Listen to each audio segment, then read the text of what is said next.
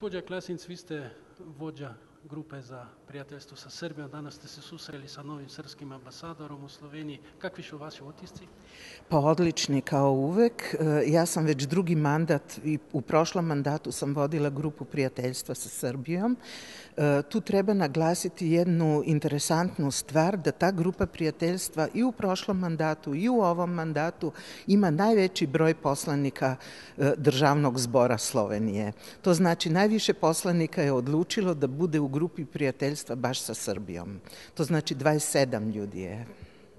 Sad je došlo u Srbiji do promjene tako na vrhu države i u parlamentu i došao novi ambasador. Kakvi će biti odnosi u buduće između Slovenije i Srbije? Slovenija i Srbija su tradicionalno imale odlične odnose.